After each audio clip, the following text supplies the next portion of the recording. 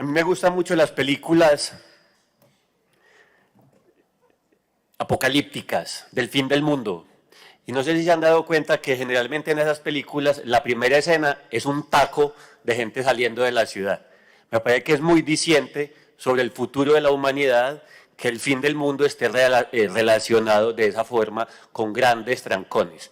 Es como la postal de la decadencia urbana heredada del siglo XX. Igualmente veía ayer una fila como de 30 carros llevando al presidente de Estados Unidos a la cumbre del COP26, ¿cierto? 20 Toyotas llevando al presidente a la cumbre donde iba a decir que teníamos que reducir las emisiones. También recuerdo cuando era yo estudiante de ingeniería civil y estaban construyendo en esa época el intercambio vial de la Guacatala y al mismo tiempo casi el intercambio vial de Monterrey. Y recuerdo cómo nos decían que por fin había llegado la solución a la congestión en el poblado. Hoy sabemos lo que es el intercambio del agua Catala. Y también quiero recordar finalmente a un genio, entre comillas, que nos estaba proponiendo hace 10 años hacer un segundo piso vial a lo largo del Valle de Aburrá. Listo. Y este genio hoy quiere ser presidente de Colombia. Y le habla al oído a un compañero de acá del piso 12. Todo esto para decir, y soy repetitivo y cansón con este tema, que el modelo de movilidad que heredamos del siglo XX es un modelo errado. Y no es una opinión, ¿sí? No es Carvalho el hippie, el antivehículo es el que está diciendo eso. Está demostrado por absolutamente todos los estudios de movilidad que se han hecho en los diferentes países del mundo. A más carros, más congestión, peor calidad del aire, la gente piensa que la solución es construir más vías y sabemos hoy en día lo que es la demanda inducida y es fácil. Si usted construye más vías, va a atraer más carros. No es una opinión, es un hecho científico demostrado. Mi discurso no es contra los carros, ni contra los propietarios de carros, es a favor de una movilidad diferente. Es un discurso que revela la ineficiencia del modelo de movilidad que, insisto, heredamos del siglo XX. Un siglo XX que además, pues hay que recordarlo, empezó de una manera que pintaba positiva, ¿sí? Hace 100 años teníamos tranvías, hace 100 años teníamos en Colombia ferrocarriles. Por alguna razón inexplicable o explicable, pero largamente explicable, dejamos morir todo eso y nos dedicamos a pensar cómo hicieron los norteamericanos que el desarrollo del progreso era que cada persona tuviera su automóvil. Se les olvidó a los genios de aquí que no teníamos, por un lado, el nivel económico que tenían los norteamericanos para que cada persona se comprara un carro. Segundo, que no teníamos la geografía de las ciudades norteamericanas donde todo es plano y usted puede simplemente crecer y crecer y crecer la ciudad. Sí, afortunadamente, no, nuestra geografía no nos lo permitió. Y tercero, pues que tampoco el Estado tenía el recurso para estar construyendo y construyendo y construyendo vías. Entonces dejamos morir los modos férreos. Nunca le prestamos realmente atención a los modos que hoy llamamos movilidad humana y que ha sido básicamente la movilidad del sapiens durante 200.000 años que lleva existiendo. Entonces el discurso no es contra los vehículos, contra el carro, pero sí tenemos que señalar cuáles son los problemas de los carros. Y quiero mencionar algunas cosas. Ingeniero Víctor, ¿usted qué sabe eso? ¿Cuánto espacio ocupa una celda de parqueo? Más o menos 10, 12 metros cuadrados. Eso mide la habitación de cualquier persona de clase media, ¿sí? Desde 9 metros usted encuentra habitaciones en los apartamentos. Significa que un vehículo ocupa más espacio que tu pieza, ¿sí? Y cada uno sale tranquilamente, diariamente, en su pieza, con una persona y media, que es la tasa de ocupación de un vehículo en el Valle de Aburrá. Fíjense lo ineficiente que es eso en términos de utilización del espacio en una ciudad cuyo bien más escaso es precisamente el espacio.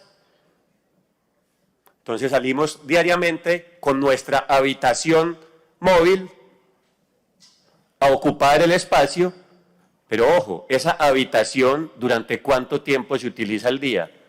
2 horas máximo es lo que se utiliza un vehículo en el Valle de Aburrá diariamente. Significa que las otras 22 horas, tu habitación, tus 10, 12 metros cuadrados de lata están ahí, ocupando espacio público o privado, lo cual supone una pérdida de espacio público o privado para todos los demás habitantes. Entonces, en términos de ocupación del espacio, que no es una bobada porque vivimos en una ciudad estrecha, el automóvil es sumamente ineficiente. Pero no se queda ahí la ineficiencia. Pensemos en términos energéticos. Llevamos unos 50 años hablando de que el gran reto de la humanidad está en la energía, y fijémonos en el tema energético de los automóviles. ¿Cuánto peso yo? 65 kilitos. ¿Cuánto pesa un automóvil? 1,5 toneladas. Listo. Entonces, ¿qué porcentaje de la energía que utilice el automóvil está destinado a moverme a mí? Más o menos un 2% es lo que calculan algunos. El resto es la energía que utiliza el automóvil para transportarse a sí mismo, ¿sí?, a lo pesado que es. Es decir, que desde el punto de vista de la energía, y ojo que hoy en día la energía sigue siendo mayoritariamente combustibles fósiles, igual cambio climático, toda esa energía se está desperdiciando. Tercero, la cantidad de externalidades negativas que tiene el uso masivo del automóvil están estudiadas, pero no están cobradas. Entonces, ¿cuánto paga un vehículo en el Valle de Aburrá por impuestos anualmente? 3.000 pesos diarios más o menos. Depende del vehículo, el modelo y todo, 3.000 pesos diarios. ¿Listo? Y la gente paga 3.000 pesos diarios, ¿sí?, y quiere y exige que no haya tacos, que las vías estén pavimentadas, que todos los semáforos estén en perfecto estado, que haya un agente de tránsito en cada esquina y que ojalá me construyan un puente que me lleve de mi casa a mi trabajo por 3.000 pesos diarios. Gangazo. ¿A qué voy con esto? En realidad, compañeros, llevamos toda la vida y seguimos haciéndolo subsidiando el transporte particular. Porque al usuario del vehículo lo que le cobramos no cubre lo que le ofrecemos. Ahí está el meollo del asunto. Ahí está la prueba de que no logramos aún desligarnos, desprendernos del modelo de movilidad impuesto en el siglo XX y pues desafortunadamente heredado o copiado por los países de América Latina. A esto se le suma un fenómeno mucho más reciente, que es el de las motocicletas, que hoy en día, y hay que decirlo, es el principal actor de la movilidad en el Valle de Aburrá. ¿Por qué? Porque hay más motocicletas que cualquier otro vehículo. Hay muchas más motocicletas que automóviles en el Valle de Aburrá, y esto es un hecho, pero es un hecho que aún no hemos incorporado. ¿A qué me refiero? No nos enseñan realmente la relación con las motocicletas cuando aprendemos a conducir. El número de celdas de parqueo para motocicletas es ínfimo comparado con el de automóviles y no corresponde con la proporción real de motocicletas versus automóviles. En fin, no hay campañas educativas reales para los motociclistas. Entonces uno encuentra es un discurso clasista que dice, saquen a los motociclistas, por favor, listo. Por favor, que no me estorben los motociclistas, desconociendo un hecho, y es que 80% de los usuarios de motocicletas son de estratos 1, 2 y 3. Entonces preferimos cerrarnos los ojos, taparnos, vendarnos los ojos ante la evidencia, en lugar de comprender que tenemos que asumir que la motocicleta es un actor fundamental de la movilidad en el Valle de Aburrá. Y no es que nos guste o no, es que hay más motocicletas que cualquier cosa. Entonces necesitamos asumir eso y asumirlo desde el discurso político, desde las campañas de educación, desde la cultura vial, desde los colegios. Necesitamos enseñarle a la gente cuál es la realidad de la movilidad en la ciudad de Medellín. A mí me da mucho miedo montar en motocicleta, así como al secretario le da miedo las bicicletas, a mí me da mucho miedo la motocicleta, le huyo, le temo mucho, pero no por eso dejan de existir. No porque a mí me deje de gustar algo, ese algo va a dejar de existir. Entonces necesitamos ser conscientes también del papel de la motocicleta y proponer soluciones, porque la mayoría de muertes por incidentes viales involucran la motocicleta, bien sea el conductor o el pasajero. Listo. Y la mayoría de muertes de peatones en la ciudad de Medellín están relacionados con accidentes con motocicletas. Ojo, no quiere decir que todos sean culpa de los motociclistas, porque tampoco es cierto. Pero la mayoría sí ven a motociclistas involucrados, con culpa o sin ella. Entonces ahí hay un primer tema que tenemos que abordar y es cómo vamos realmente a superar esta adicción a la gasolina en la que vivimos en el Valle de Aburrá. ¿Qué modelos alternativos vamos a proponer? ¿Cuándo le vamos a poner un límite a la cantidad de carros que caben en este valle? Es que no puede ser una canilla abierta eternamente. ¿Cómo vamos a seguir recibiendo 30.000, 40.000 vehículos al año en esta ciudad? ¿Dónde los vamos a meter? ¿Y para qué? Además, si ya sabemos que ese modelo es inadecuado. Entonces, esa decisión es sumamente impopular desde el punto de vista político, pero algún día vamos a tener que decir, la capacidad de soporte de este valle es tanta y aquí nos caben 1 millón de carros, ni uno más. Y ve a ver cómo lo resolvemos. En Singapur lo hacen. Hay un número de carros y esos son. Quiere un carro, espera que salga uno, como con los cupos de los taxis. Así, a eso tenemos que llegar. Pero esas decisiones, primero, son muy impopulares y ningún alcalde ha tenido la berraquera de proponerlas. Y segundo, tienen que ser soluciones a nivel metropolitano. Y es por eso que cualquier debate que se haga en esta ciudad sobre movilidad sin la presencia del área metropolitana está incompleto. Estaba viendo el número de vehículos registrados en Medellín. Es una ridiculez. Hay como 200.000 motos registradas en Medellín y como 800.000 en Sabaneta, que no tiene ni ese número de habitantes Peñesta. Eso es como el 1000% de los habitantes que tiene Sabaneta. Entonces, aquí los temas son metropolitanos.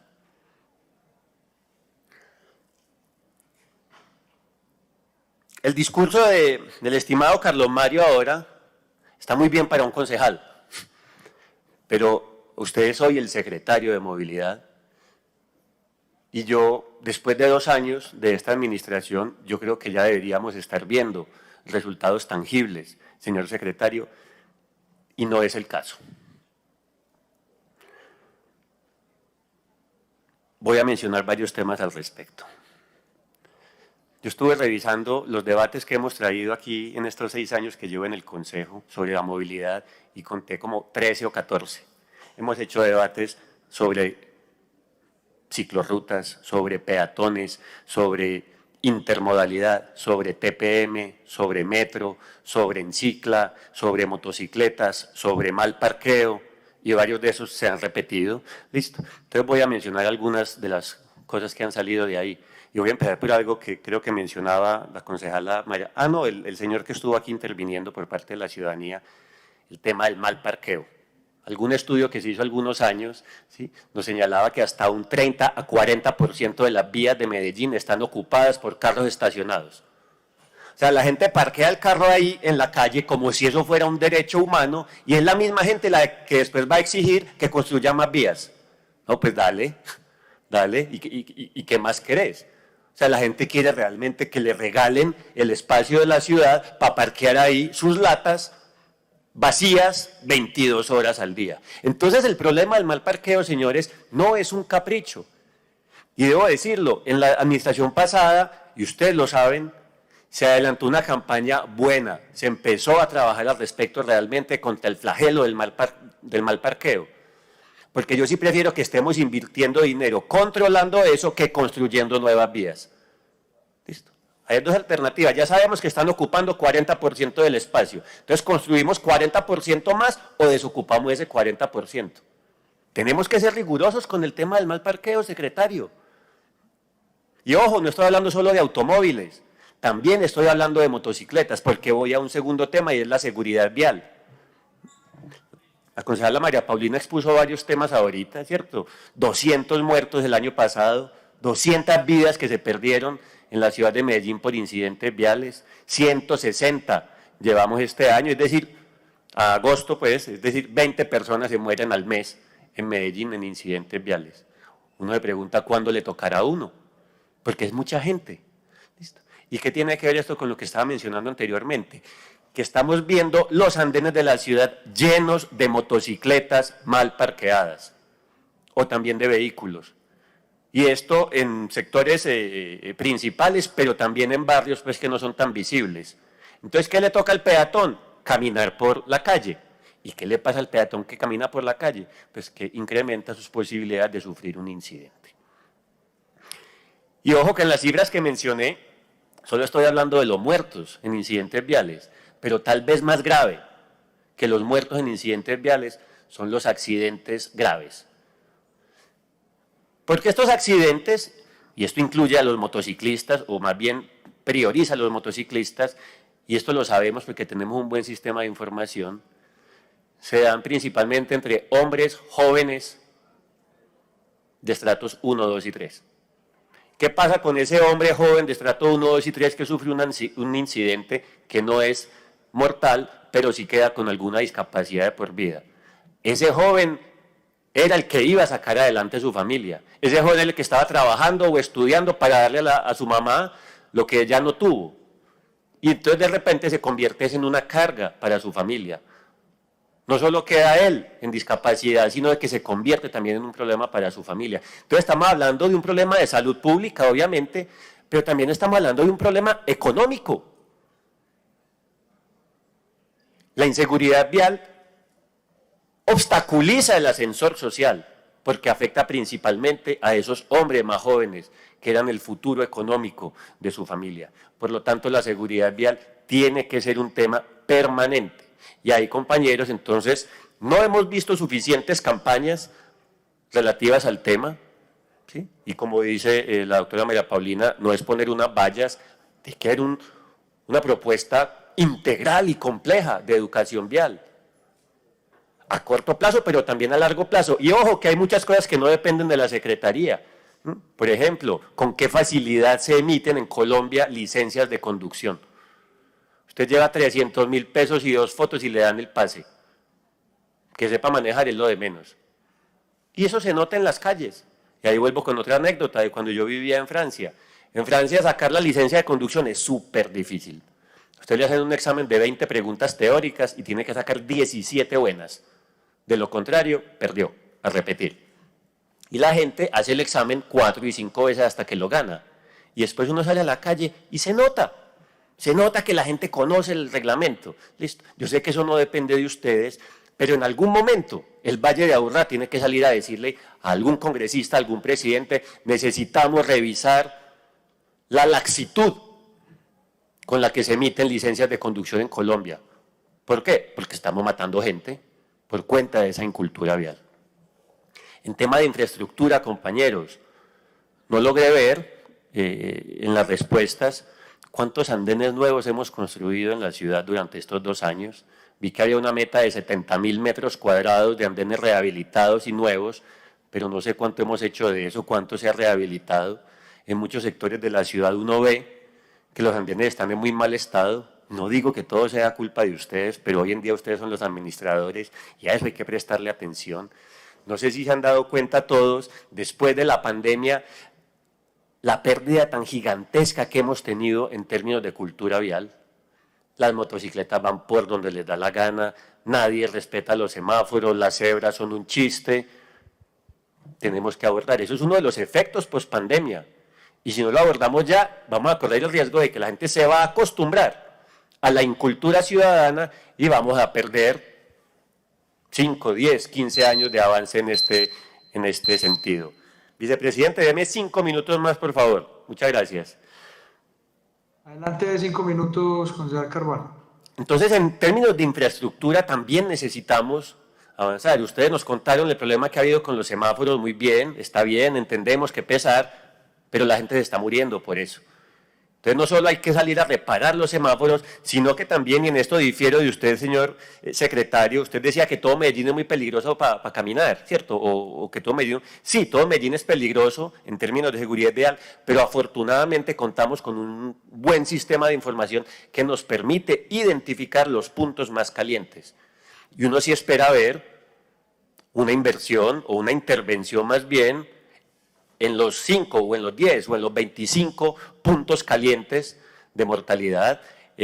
Por ejemplo, el año pasado, y yo celebré la iniciativa, se redujo la velocidad máxima en eso es la autopista norte, ¿sí? Que no debería ser una autopista, debería ser el bulevar más bello del norte de la ciudad, porque sabíamos que allí era uno de los lugares donde más morían peatones y motociclistas en la ciudad. Entonces yo sí quisiera ver una estrategia y comunicarla bastante de que, hey, le vamos a parar bolas a eso, vamos a intervenir los puntos más delicados de la ciudad. Para salvar vidas, ¿cierto? No es para darle gusto a Carvalho, es para salvar vidas. Voy a terminar por hablar del tema de ciclorrutas. Listo. Quiero recordar, en Medellín, desde el 2000 hasta el 2015, se habían logrado construir un poco menos de 50 kilómetros de ciclorruta, ¿sí? en 15 años. Listo. Durante la administración anterior se duplicó el número de kilómetros de ciclorrutas de la ciudad, y esto es un logro gigantesco que hay que reconocérselo a la administración anterior. Había gente que decía que eso era muy insuficiente y no paraba de darnos palo y de criticar. Después esa gente llegó a la alcaldía y nos propusieron inicialmente en el plan de desarrollo 20 kilómetros de ciclorruta como meta. ¡Wow! Afortunadamente, pues peleamos un poquito en la discusión del plan de desarrollo y logramos que esa meta se elevara a 40 kilómetros. Entonces, la meta de esta administración son 40 kilómetros nuevos, ¿sí? Al día de hoy, según lo que entiendo, se han entregado 8.4, pero de esos 8.4, 7 ya venían de construcción de la administración anterior. Es decir, que por ahora han entregado 1.1. Y usted nos dice, doctor Carlos Mario, y es cierto que ustedes no ejecutan, que ustedes diseñan, pero usted es el secretario de Movilidad y al ciudadano X, al ciclista Y, no le importa qué dependencia es la responsable, le importa que la ciclorruta se haga. Entonces tenemos un déficit gigante, yo sé que los primeros años se van planeando y diseñando, pero entonces sí queremos ver pronto que se empiece con la ejecución de estas ciclorrutas. Y también las ciclorrutas están siendo víctimas permanentemente de la incultura vial. La cantidad de veces que a mí me toca pelear yéndome de aquí hasta mi casa por la ciclorruta de Palacé, porque los motociclistas tranquila e impunemente ya cogieron el parche de esa es la vía rápida, esa es la motorruta. ¿Y por qué lo hacen? Porque sienten que nadie los va a castigar. Es que nuevamente, los cambios culturales también tienen que tener sanción. Cuando yo estaba pelado en la universidad, Víctor es contemporáneo mío, más o menos, uno manejaba y tomaba aguardiente, era lo normal, manejar prendido era normal, listo. ¿Cómo logramos salir de eso? Cobrándole duro, ¿sí? Haciendo retenes y cobrándole a la gente, y no fue un año, no fue 2 años, no fue un fin de semana, fueron 10 años, 15 años, cobrándole a los que manejan prendidos o borrachos, y hemos logrado, pues no digo erradicar la práctica, pero sí reducirla drásticamente, lo cual indica que los cambios culturales sí son posibles, e incluyen obviamente una parte de información y de comunicación, pero también tienen que incluir garrote, sanción. Eso tenemos que hacer con todos esos automóviles, todos esos motociclistas que invaden las ciclorrutas y que invaden los andenes. Y nuevamente, no es por darle gusto al mechudo del concejal, es porque eso nos está llevando a perder vidas y a que personas como el secretario les dé miedo coger una bicicleta. Entonces, ¿cómo más vamos a cambiar la movilidad de la ciudad si no le ofrecemos a la gente alternativas seguras y atractivas? Finalmente, queda tal vez el tema más importante de la movilidad y es el transporte público. Yo creo que allí está el verdadero corazón de la movilidad. Un minuto más. Allí es donde se juega realmente la movilidad de la ciudad.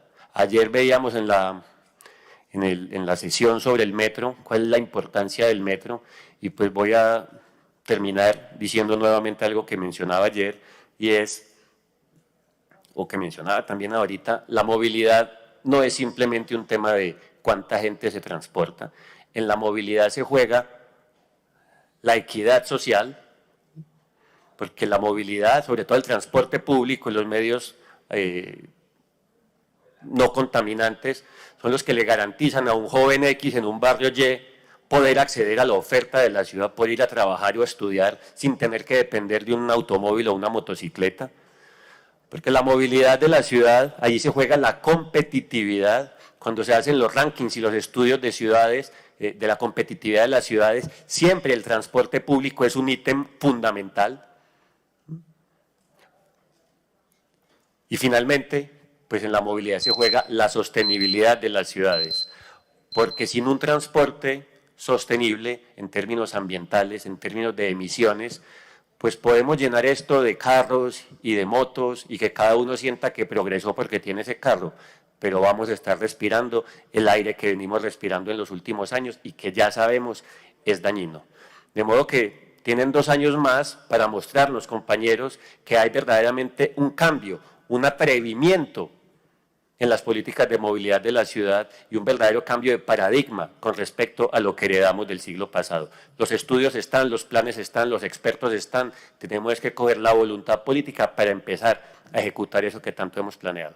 Gracias, compañeros.